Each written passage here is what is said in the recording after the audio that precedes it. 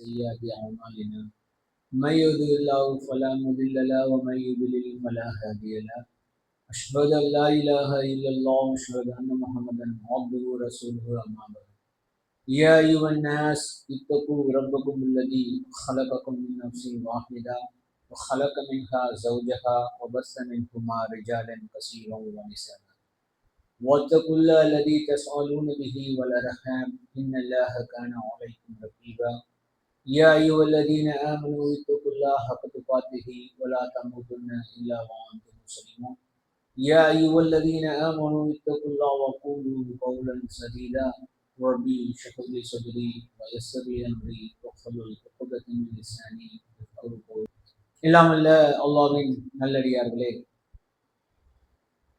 துல்ஹாஜி மாதம் என்றாலே நம் நினைவுக்கு வருவது இப்ராஹிம் அலைஹிஸ்ஸலாம் அவர்களும் அவர்கள் குடும்பத்தார்களும் இந்த மார்க்கத்துக்காக செய்த தியாகம், அர்ப்பணிப்பு.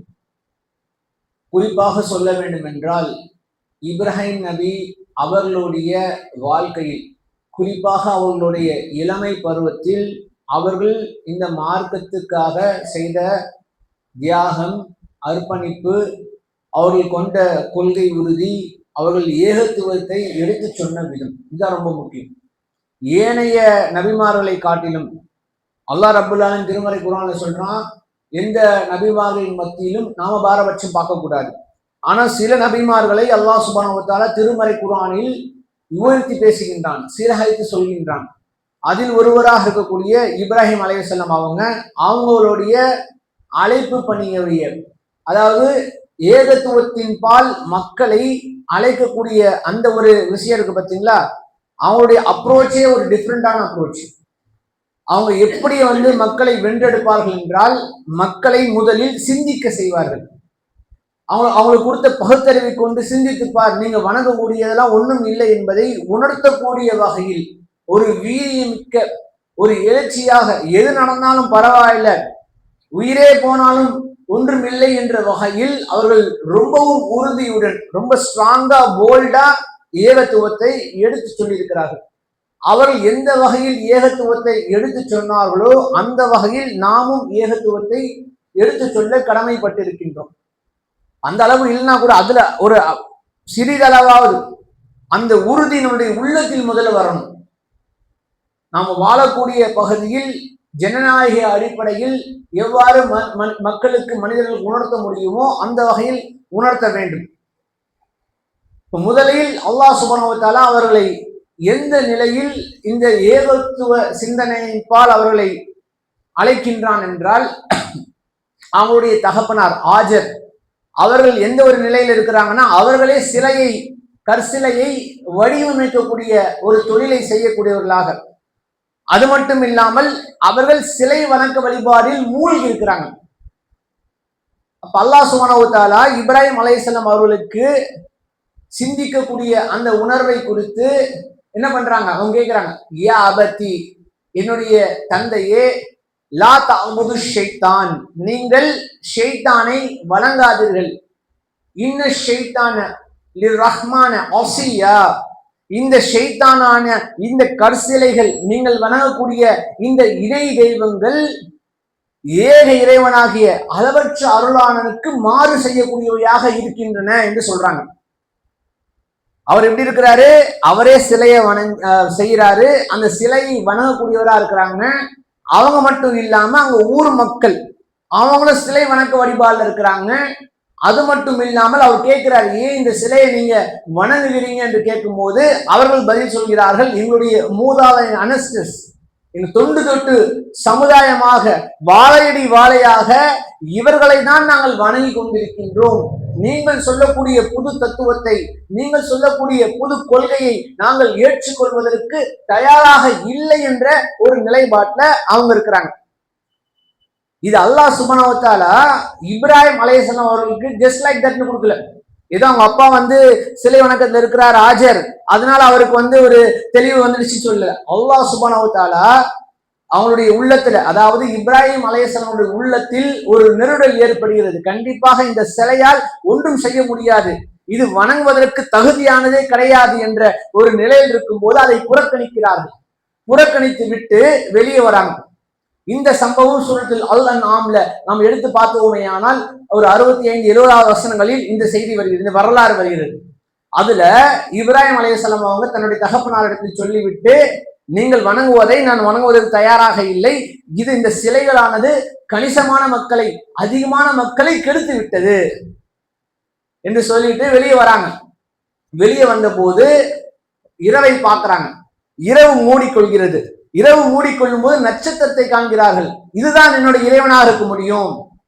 எப்படி இன்றைக்கு கடவுளே இல்லை என்ற ஒரு கொள்கையில ஒரு சாரார் இருக்கிறாங்க. இன்னொரு சாரார் என்ன பண்ணுவாங்க, இயற்கையே வணங்குவாங்க. இயற்கை தானாக உண்டாகி கொண்டது, இதுக்கு கடவுள் சக்தியை கொடுக்க முடியாது அப்படின்னு சொல்லி ஒரு வியாக்கானம் கொடுப்பாங்க. இப்ப அப்படி இயற்கையை நம்பக்கூடியவராக ஆரம்பத்தில் இப்ராஹிம் அலைஹிஸ்ஸலாம் அவங்க வராங்க. எப்படி வராங்க, நட்சத்திரத்தை பாக்குறாங்க, அது அழகா இருக்கு, இதுதான் என்னுடைய தெய்வம், என்னுடைய கடவுள் என்று சொல்றாங்க. அதுவும் மறையக்கூடிய ஒன்றாக இருக்கிறது. அப்ப சொல்றாங்க, மறையக்கூடிய ஒன்றை நான் வழிபடுவதற்கு தயாரா இல்லைன்றாங்க. பிறகு என்ன பண்றாங்க, பிறகு அல்லாஹ் சுப்ஹானஹு வ தஆலா சந்திரனை உதிக்க செய்யறான். ஏன்னா இந்த சந்திரன், நட்சத்திரம், சூரியன் இதை வணங்குவதற்கு உலகத்தில் ஒரு பெருங்கூட்டம் இருக்குது. சந்திரனை தெய்வமாக, நட்சத்திரத்தை தெய்வமாக, சூரியனை தெய்வமாக பல வணக்க வழிபாடுகளை செய்யக்கூடிய மக்கள் இந்த பூமியில் வாழ்ந்து கொண்டிருக்கிறார்கள். அதற்கெல்லாம் ஒரு முன் உதாரணமாக அல்லாஹ் சுப்ஹானஹு வ தஆலா அவர்களை எவ்வாறு சிந்திக்க வைக்கின்றான். அடுத்தது சந்திரனை உதிக்க செய்யறான். சந்திரனை உதிப்பதை பார்த்து அவர்கள் சொல்றாங்க, இது என்னுடைய இறைவனாக இருக்கும் என்று.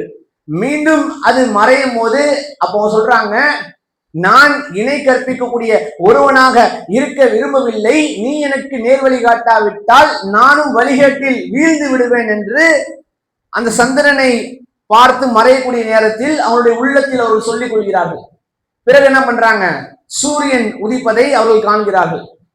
ஆதா ஷம்சு ஆதா அக்பர், இந்த சூரியன் ஆதா ரப்பி ஆதா அக்பர், அதாவது என்னுடைய ரப்பு இந்த சூரியனாக தான் இருக்கும், ஏன்னா இந்த சூரியன் மிக பெரியதாக இருக்கின்றது என்று அவர்கள் சூரியனை வணங்கக்கூடிய ஒரு நிலைக்கு அவர்கள் யோசிக்கும் போது, அதுவும் மறையக்கூடிய ஒரு நிலையாக இருக்கும் போது, அப்போதுதான் அவர்கள் சொல்றார்கள், இன்னி வஜிகல்வதி நில்லதி பத்தர சமாவாத்தி அனிஃபா, நான் வானங்கள் மற்றும் பூமி அண்ட சராசரத்தை படைத்தவனின் பால் நான் திரும்பி விட்டேன். மினல் முஷ்ரிக்கின், நான் இணை கற்பிப்போரில் ஒருவனாக இல்லை என்று டிக்ளேர் பண்றாங்க. சூரியன், சந்திரன், நட்சத்திரம் அனைத்தையும் பார்க்கறாங்க, அனைத்தும் மறையக்கூடிய ஒன்று. இது கண்டிப்பாக இறைவனாக இருப்பதற்கு தகுதியே இல்லை. ஏன்னா அவங்க அதை விட அற்பமான கற்சிலையை வணங்கிட்டு இருந்தாங்க. இப்ப கற்சிலையை ஒதுக்கி விட்டு இயற்கைக்கு போறாங்க. இயற்கையும் மறையக்கூடிய ஒன்றாக இருக்கிறது. அதையெல்லாம் புறம் தள்ளிவிட்டு இது அத்தனையும் ஒண்ணும் இல்லாதது, இதையெல்லாம் படைத்த அல்லாஹ் சுப்ஹானஹு வ தஆலா ஒருத்தன் இருக்கிறான், அவன் பால் என்னுடைய உள்ளத்தை திருப்பிக் கொள்கின்றேன் என்று ஓரிரை கொள்கையின் பால் அவர்கள் வராங்க. அல்லாஹ் சுப்ஹானஹு வ தஆலா அவர்களை இவ்வாறு சிந்திக்க வைத்து இஸ்ராத்தின் பக்கம் அவரை வர சொல்கின்றான். வந்த பிறகு பார்த்தோமேயானால் அவங்க அப்பா சொல்லிடுறாங்க, ஹாஜர், நீ இந்த மாதிரிலாம் பேசிட்டு இருந்தா நினைச்சுக்கிய, நீ வீட்டை விட்டு வெளியே போ, நீ என்னுடைய வீட்டுல இருப்பது தகுதி கிடையாது. என்ன கிண்டல் பண்ற, என்னுடைய சிலைகளை நீ கிண்டல் பண்றியா, என்னுடைய இணை தெய்வங்களை நீ கிண்டல் பண்ணக்கூடிய அளவுக்கு நீ வளர்ந்து விட்டாயா இன்றைக்கு பாக்குறோமா இல்லையா? தர்காவுக்கு போகாதீங்க, மார்க்க தடுத்த காரியத்தை செய்யாதீங்க என்று நாம் சொல்லும் போது சமுதாயம் என்ன பண்ணும், நம்மள கேலி பேசும். இப்ப நீ சொல்றியா வரதட்சணை திருமணத்துக்கு போக கூடாது சொல்றியா, தர்காவுக்கு போக கூடாது சொல்றியா, அங்க போய் துவா செய்யக்கூடாது சொல்றியா? அவங்க எப்படிப்பட்ட ஆள் மகான், நீ ஒரு அற்பம், நீ அற்பமானவன், உங்களுக்கு அரபி வாயில வராது, அலிபா தெரியாது, நீ நம்ம அந்த மகானை கிண்டல் அடிக்கிறியா, கேலி பேசுறியா சொல்லி நம்மள சொல்லுவாங்க. அந்த மாதிரி அந்த காலத்திலேயே 2000-3000 ஆண்டுகளுக்கு முன்னாடியே நடந்த சம்பவம் என்னவென்று பார்த்தோமேயானால், இப்ராஹிம் அலைஹிஸ்ஸலாம் அவர்களையும் அவருடைய தகப்பனார் எதிர்த்தார், திட்டினார். எந்த அளவுக்கு, பெற்றெடுத்த பிள்ளையே, ஓ இப்ராஹிம், நீ இவ்வாறு பேசிக் கொண்டு இருந்தாய், உன்னை நான் கல்லால் எடுத்துக் கொள்வேன், என்னை விட்டு நீ வெகு தூரமாக வெகு நாட்கள் என் கண் முன்னாடி முழிக்காதுன்னு சொல்லி துரத்தி விடுறாங்க. வீட்டுல வாப்பாவை பகச்சிக்கிட்டாங்க, வேற வழியில வெளியே பார்த்தோமே ஆனால் ஊர் மக்களும் இந்த கொள்கையில் தான் இருக்கிறார்கள். என்ன பண்றாங்க, சிலைகளை வணங்கி கொண்டிருக்கிறார்கள். இப்படி வணங்கி கொண்டிருக்கும் போது இவர்களுக்கு உணர்த்த வேண்டும், இதுதான் இப்ராஹிம் நபியுடைய ஸ்டைலே இப்பதான் ஸ்டார்ட் ஆகுது, எப்படி தாவா பண்ணணும், எப்படி ஏகத்துவத்தை எடுத்து சொல்லணும்னு சொல்லி. பாக்குறாங்க, இதே அட்வைஸ் பண்றாங்க, இதெல்லாம் ஒண்ணும் இல்லாததுங்க, இதனால நம்மளுக்கு பயணம் கிடையாது, இது ஷைத்தான், இது வழி கெடுக்கும், நம்மை நரக படுகொலியில் பால் தள்ளும், இது வணங்குவதற்கு தகுதியான ஒன்றே கிடையாது என்பதை பகிரங்கமாக அந்த மக்களுக்கு சொல்றாங்க. அந்த மக்களும் சொல்றாங்க, நீங்க மூதாதையர்கள் வணங்கி வந்தது நீ கிண்டல் பேசுறியா, கேலி பேசுறியா? அப்ப சொல்றாரு, நீங்க போங்க, நீங்க போகும்போது நீங்க இல்லாத நேரத்துல இதை உடைச்சு துப்சமாக்குவேன்றாங்க. அவங்களும் ஒரு விழாக்கு போறாங்க, திருவிழாக்கு போறாங்க. போகக்கூடிய சமயத்துல அவர்களுக்கு சொன்ன மாதிரி தைரியமாக, எப்படி ஒரு தனிநபரா இருக்கிறாங்க, ஒரு ஒரு சமூகமாக இருக்கிறது, அந்த சமூகத்தை எதிர்த்து அவங்க பிரச்சாரம் பண்றாங்க. அந்த பிரச்சாரத்தில் கடுமையான ஒரு எதிர்ப்பு. இப்ப இவர்களுக்கு உணர்த்த வேண்டும் என்ற அடிப்படையில் அங்க இருக்கக்கூடிய சிலைகளை எல்லாம் அடித்து உடைத்து போடுகிறார்கள். உடைத்து போட்டு விட்டு அந்த சிலைகளையே பெரிய சிலையை மட்டும் விட்டுறாங்க, மிச்செல்லாம் உடைச்சிடுறாங்க. பிறகு மக்கள் வருகிறார்கள், யார் நம்முடைய கடவுளுக்கு இப்படிப்பட்ட அநியாயத்தை செய்தவர்கள்? மக்கள் பேசுகிறாங்க. எப்படி பேசுகிறாங்கன்னா, நம்முடைய கடவுள், நம்முடைய தெய்வங்களை இப்படி ஒரு காரியத்தை பண்ணிட்டானே, யார் அந்த வேலையை செஞ்சா, யார் அவன் என்று பேசிட்டு இருக்கும் போது, அப்போ ஒரு சாரா சொல்றாங்க, ஒரு இளைஞன், இதான் கவனிக்கணும், இந்த இளமை துடிப்பு, அந்த ஆக்ரோஷம், அந்த கோபம், அந்த வீரம் இருக்கக்கூடிய சமயத்துல துணிஞ்சி வந்து முடிவெடுக்கிறாங்க. இந்த காரியத்தை செஞ்சு நம்மளை சாவடிச்சிடுவாங்க, நம்மளை கொலை பண்ணிடுவாங்க, நம்ம உயிரோட வாழ முடியாது, பரவாயில்ல, செத்தாலும் பரவாயில்ல, இந்த ஷைத்தானை வழங்கக்கூடாது என்பதில் அவர்கள் உறுதியுடன் இருந்தாங்க. ஒரு இளைஞன் அவர்கள் பேசிக் கொண்டிருந்தார், நம்முடைய சிலைகளை பரிகாசம் செய்தார், கிண்டல் அடித்தார், கேலி பேசினார், அவர் தான் இந்த காரியத்தை செஞ்சிருப்பாரு அப்படின்றாங்க. இப்ப யாருங்க அப்படின்னு கேட்கிறாங்க. அவருடைய பெயர் இப்ராஹிம் என்று சொல்லப்படுகிறது. அப்படியா, அவர் கூட்டிட்டு வாங்க, மக்கள் முன்னாடி சாட்சி அளிப்பாங்கன்னு சொல்லி இப்ராஹிம் அலைஹிஸ்ஸலாம் கூட்டிட்டு வராங்க. கூட்டிட்டு வந்து, ஓ இப்ராஹிமே, நீங்கள் தான் என்னுடைய சிலைகளுக்கு இப்படிப்பட்ட காரியத்தை செய்தீர்களா என்று கேட்கும் போது அவங்க எப்படி என்ன பண்றாங்க, நான் தான் உடைச்சேன்னு சொல்லல, என்ன பண்றாங்க, பெரிய சிலையை மட்டும் வச்சுட்டு மற்ற உடைக்கிறாங்களே அதன் அருகில் அந்த ஆயுதத்தையும் வச்சுட்டு போறாங்க.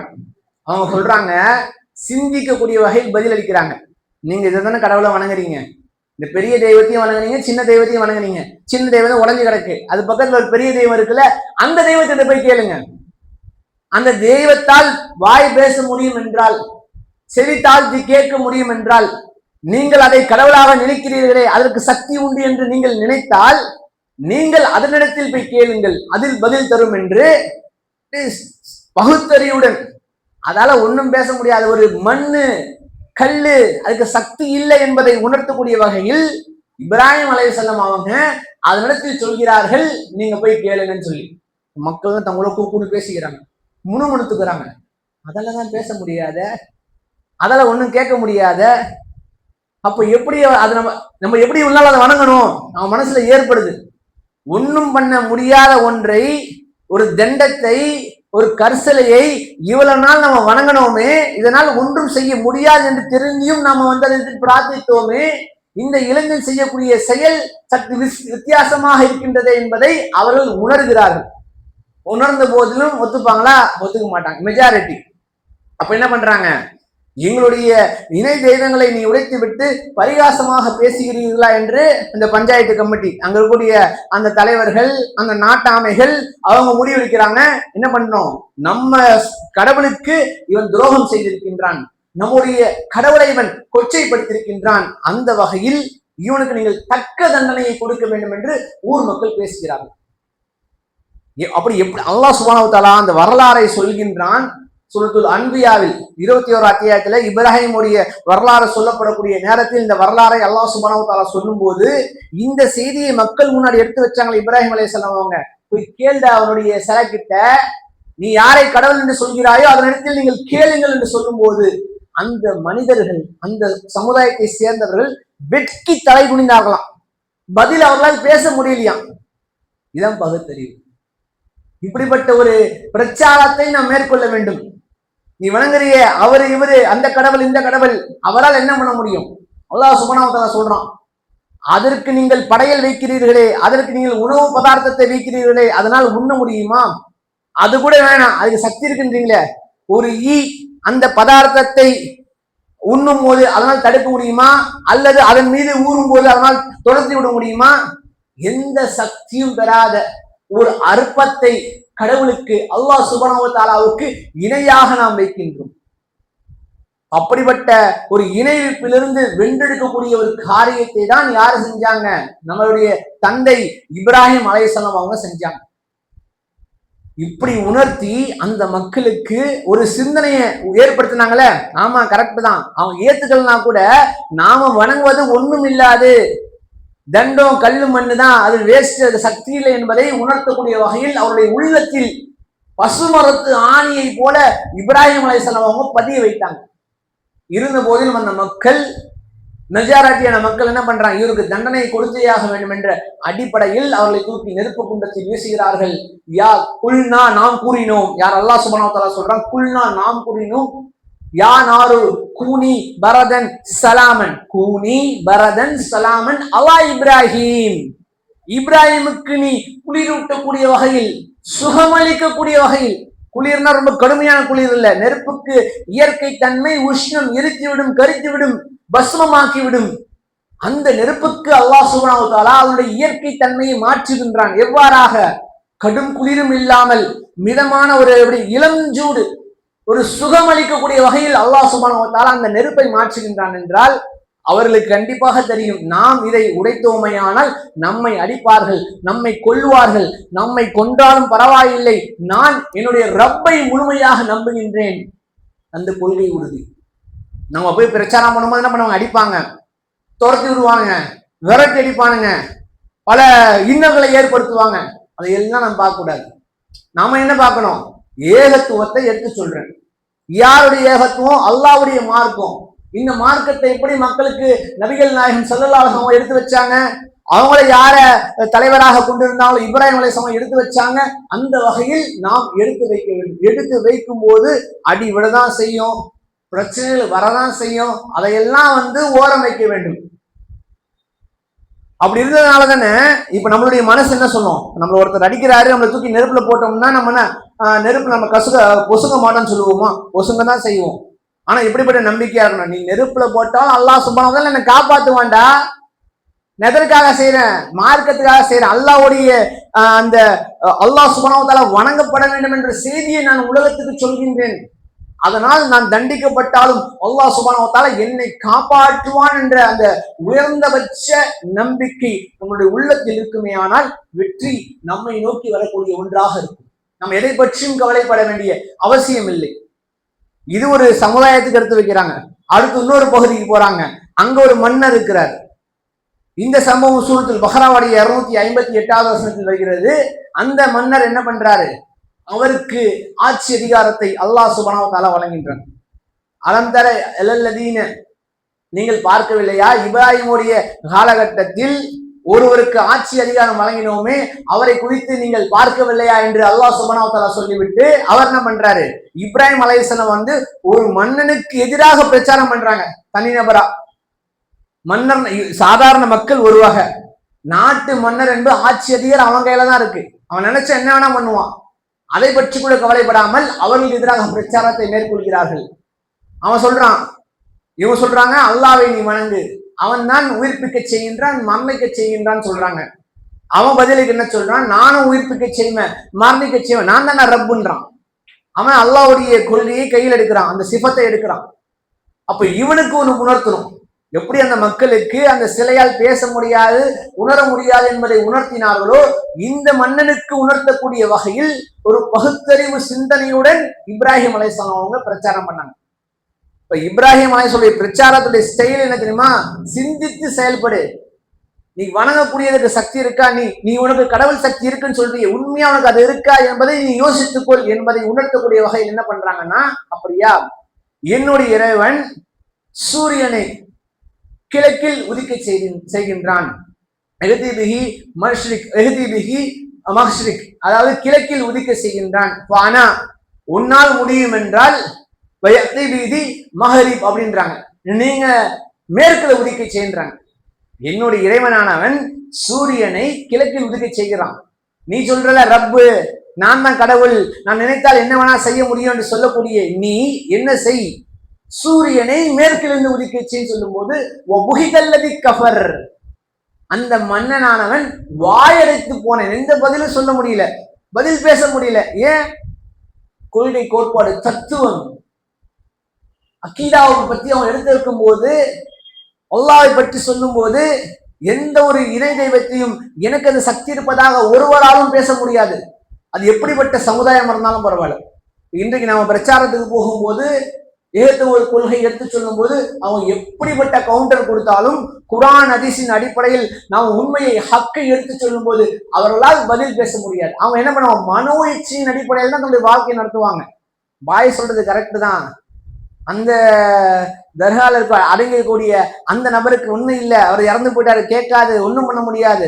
நாம ஏன் போறோம்? அம்மா அப்பா பண்ணாங்க போ. நாம வணங்கக்கூடிய அந்த சிலைக்கு ஒண்ணு இல்லைன்னு தெரியுது, ஏன் நம்ம சிலையை வணங்க, மூதாதை இதை வணங்கு அப்படின்னு தான் இருக்காங்களே தவிர, உண்மையில் ஒரு கணம் சிந்தித்து பார்த்தோமையானால் அல்லாஹ் சுப்ஹானஹு இந்த பிரபஞ்சத்தை, இந்த வானத்தையும் பூமியும் படைத்ததை குறித்து ஒரு மனிதன் சிந்திப்பானேயானால் அவன் இஸ்லாத்தின் பால் வருவதற்கு ரொம்ப எளிமையாக இருக்கும். எப்படி இப்ராஹிம் அலைஹிஸ்ஸலாம் யோசித்து சிந்தித்து வந்தார்களோ அதை போன்று. இது நாம பண்ண வேண்டிய விஷயம் என்னவென்றால், நாம் இந்த மார்க்கத்தை எடுத்து சொல்ல வேண்டும். இந்த மார்க்கத்தை எடுத்து சொல்லும் போது நமக்கு பல இன்னல்கள், சிரமங்கள், கஷ்டங்கள், துன்பங்கள், துயரங்கள் வரதான் செய்யும். இப்ராஹிம் நபிக்கு வராத துன்பமா? நபிகள் நாயகம் ஸல்லல்லாஹு அலைஹி வஸல்லம் அவங்க அனுபவிக்காத கஷ்டமா? தாயிஃபுக்கு போறாங்க, துரத்தி அடிக்கப்படுறாங்க, ரத்த கரையோடி வராங்க, ரொம்ப கவலைப்படுறாங்க. எந்த அளவுக்கு அல்லாஹ்வுடைய உதவி வருது, அந்த ஊரை காலி பண்ணிடலாம்னு சொல்லி, பரவாயில்ல விட்டுருங்க, பிறகு அந்த தலைமுறையர்கள் இஸ்லாத்துக்கு வருவாங்கன்றாங்க. சுருக்கமாக ஒரு நபித்தோழருடைய வரலாறு. அபூதர் வழியில் அவங்க ஆரம்பத்துல இஸ்லாத்தை ஏத்துக்கிறாங்க. அவங்க வேற பகுதி, ரசூல் ஸல்லல்லாஹு அலைஹி வஸல்லம் மக்கால இருக்காங்க.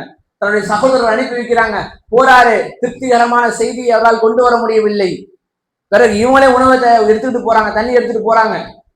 போகும்போது பல இன்னல்கள், மக்கத்து காஃபிர்கள் அந்த நேரத்துல யாராவது ஒருவர் இஸ்லாத்தை ஏற்றுக்கொள்வார்கள், இஸ்லாத்தை அறிவதற்கு வருவார்கள் என்றால் அவர்களை கொன்று விடுவார்கள். அப்படிப்பட்ட ஒரு நிலை. அபூதர் வராங்க. அபூதருக்கு ரசூல்லா யாருன்னே தெரியாது. அபூதருக்கு ரசூல்லா யாருன்னே தெரியாதுங்க. அந்த மாதிரி சமயத்துல வராரு. அப்போ இப்ப நான் அந்த ஊருக்கு வந்துட்டேன்னா இந்த ஊர்வாசி கிடையாது, உங்களே கண்டுபிடிச்சிருங்க வெளியூர்காரன்னு. அந்த மாதிரி அவர் வராரு. பார்த்தோன்னே தெரிஞ்சது வெளியூர்வாசி. அப்படியே போறா அப்படியே அங்க ஒரு 3 நாள் தங்குறாரு. இதை பார்க்கக்கூடிய அலி ரலியல்லாஹு அவங்க, இவர் வெளியூர்வாசி, இவர் தேவைக்காக வந்திருக்கிறார் சொல்லி பேச்சு கொடுக்குறாங்க. வீட்டுக்கு அழைச்சிட்டு போறாங்க. பேச மாட்டாரு. ஒருத்தரை பார்க்கணும் அப்படின்றாரு. பிறகு சொல்றாரு, அல்லாஹ்வுடைய தூதர் என்று தன்னை சொல்லிக் கொண்டிருக்கூடிய முகமதை சந்திக்க நான் வந்திருக்கின்றேன் நபிகள் நாயகம் ஸல்லல்லாஹு அலைஹி வஸல்லம் அவங்க.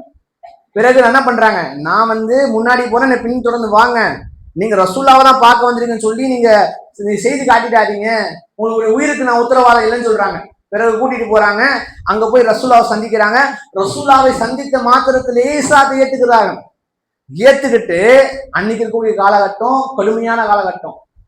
பகிரங்கமாக இஸ்லாத்தை ஒருத்தர் செயல்படுத்தினால் அவர்களுடைய உயிருக்கு உத்தரவாதம் கிடையாது. அப்படிப்பட்ட ஒரு நிலை. ரசூலுல்லாஹ் ரகசியமான முறையில் தான் பிரச்சாரம் பண்றாங்க. அந்த நேரத்தில் அவங்களுடைய கொள்கை உறுதியை பாருங்க. இப்ராஹிம் அலைஹிஸ்ஸலாமுடைய வழித்தோன்றல் என்பதை உணர்த்தக்கூடிய விதமாக ரசூலுல்லாஹ் சொல்றாங்க, என்னிடத்தில் நீங்கள் இந்த பெற்ற ஓரிரை கொள்கையை, ஏகத்துவத்தை உங்களுடைய பகுதியில போய் நீங்க சொல்லுங்க, இங்க நீங்க வாயை திறக்காதீங்கன்றாங்க. அவரால் அதை பொறுத்து கொள்ள முடியல, அவரால் அந்த கட்டுப்படுத்தி வைக்க முடியல. ஏன்னா இஸ்லாம் என்பது ஒரு பொக்கிஷம். அந்த பொக்கிஷம் அவருக்கு கிடைச்சிடுச்சு. அதை மக்களுக்கு சொல்லி அவர்கள் நேர்வழியில் வென்றெடுக்க வேண்டும் என்பதே அவருக்கு ரொம்ப ஆசை. ரசூலா சொல்லி வாய மூடல, லா இலாஹ இல்லல்லாஹ் முஹம்மது ரசூலுல்லாஹ்னு சொல்றாங்க. பகிரங்கமாக வெளியே பள்ளிவாசல் விட்டு வெளியே சொல்லும் போது அங்க இருக்கக்கூடிய மக்கத்து காஃபிர்கள் அவரை போட்டு அடிக்கிறாங்க, தும்சம் பண்றாங்க. அலி ரலியல்லாஹு போய் தடுக்கிறாங்க, காப்பாற்ற முடியல. அப்புறம் ஒரு வழியா அவரை விலக்கி விட்டு அவரை திருப்பி உள்ள கூட்டு ஆறுதல் படுத்தி உங்க பகுதியில் போய் பண்ணுங்கன்றாங்க. மீண்டும் மறுநாள் இதே போன்ற ஒரு பகிரங்க ஏகத்துவ பிரச்சாரத்தை பண்ணுகிறார்கள். இதற்காக நான் பெற்ற இந்த இஸ்லாத்தை மக்களுக்கு எடுத்து சொல்ல வேண்டும்.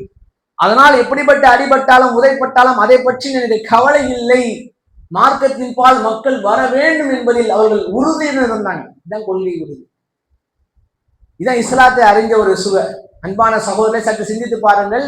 நமக்கு ஆரம்ப நேரத்துல இந்த ஏகத்துவ கொள்கை, ஓரிரை கொள்கை பெற்றோம்ல, அப்ப நம்ம என்ன பண்ணோம்? நான் ஏகத்துவ கொள்கை கிடைச்சிருச்சு, எனக்கு இஸ்லாத்துல இவ்வளவு நாள் நான் பாத்தியில இருந்தேன், இதான் ஹக்கு, இதை நான் 4 பேருக்கு சொல்லுவேன், என்ன மாதிரி சகோதரர்கள் யார் இருக்கிறாங்க சொல்லி ஓடி போய் சென்று பல கிலோமீட்டர் பயணம் பண்ணுவோம். சகோதரரா இருப்போம், ஏகத்துவ எடுத்து சொல்லுவோம். அப்படி நீங்களும் தௌஹீத் கொள்கையில இருக்கிறீங்களா, நீங்களும் ஓரிரை கொள்கையில இருக்கீங்களா, வாங்க இந்த மாதிரி மக்களும் எடுத்து சொல்லுவோம். ஏன்னா பாக்குறோம், இதன் மூலியமாக நரக படுகொலிப்பில் மாட்டுவார்கள் என்பதை விளங்கணும், மக்களை வென்றெடுத்தோம். ஆனா நாளடைவில் அந்த கொள்கையில் ஒரு விதமான தோய்வு, மக்களுக்கு எடுத்து சொல்வதில் ஆர்வம் இல்லாத ஒரு நிலை போனதுனாலதான் நீங்க நம்மளுடைய சமுதாயம் எங்கேயோ போய் நிற்குது. இதே மாதிரி ஏகத்துவத்தை இப்ராஹிம் அலைஹிஸ்ஸலாம் அவங்க எப்படி எடுத்து சொன்னார்களோ, நபிகள் நாயகம் ஸல்லல்லாஹு அலைஹி வஸல்லம் அவங்க வரக்கூடிய பல ஆண்டு கால இடைவெளியில் எந்த சிலையை இப்ராஹிம் நபி உடைத்தார்களோ, ஒன்றில்லாமல் ஆக்கினார்களோ, அவர்களுக்கே சிலை வச்சுட்டாங்க. ரசூலுல்லாஹ் சொல்றாங்க, இவர் தான் இப்ராஹிம், அவனுடைய மகனார் இஸ்மாயில் வில்வத்தி வச்சிட்டு இருக்காங்க. இந்த மாதிரி சிலைகளை நபிகள் நாயகம் ஸல்லல்லாஹு அலைஹி வஸல்லம் காபத்துல்லாஹில் பார்த்தார்கள் என்றால் பல ஆண்டு கால இடைவெளி. எந்த நபித்தோழர்கள் நபித்துவத்தையும் அவர்கள் அடையவில்லை, மக்களை வென்றெடுப்பதற்கு ஆட்கள் வரவில்லை. இதுபோல் நம்ம சமுதாயத்தில் இப்படிப்பட்ட ஒரு கேப், ஒரு இடைவெளி வந்துவிடக்கூடாது. சகோதர சகோதரிகளே, நாம் நம்முடைய ஏகத்துவ பிரச்சாரத்தை இன்னும் வீரியமாக அதிகமாக பண்ணக்கூடிய அந்த ஒரு காரியத்தை கையில் எடுக்க வேண்டும். அதற்கு எப்படிப்பட்ட இன்னல்களை வந்தாலும் அல்லாஹ் சுப்ஹானஹு வ தஆலா நமக்கு உதவி வழங்குவான் என்ற நம்பிக்கை முதல்ல இருக்கணும். ஒன்றும் முடியாத வேலைக்கா வழங்கலாம் இல்லாம இப்படிப்பட்ட ஒரு கொள்கை உறுதியை, ஈமானிய உறுதியை எப்படி இப்ராஹிம் அலைஹிஸ்ஸலாம் செஞ்சாங்களோ அப்படிப்பட்ட உறுதிமிக்க ஒரு சமுதாயத்தை உருவாக்கக்கூடிய ஒரு வேலையை அல்லாஹ் சுப்ஹானஹு வ தஆலா நம்ம அனைவருக்கும் வழங்கியிருக்கின்றான். அதை சிறந்த முறையில் செய்யக்கூடிய ஒரு உதவியும் அல்லாஹ் சுப்ஹானஹு வ தஆலா கேட்க வேண்டும் என்பதை கூறியவனாக என்னுடைய உங்கள் உரை முடித்துக் கொள்கிறேன். அஸ்ஸலாமு அலைக்கும் வரஹ்மத்துல்லாஹி.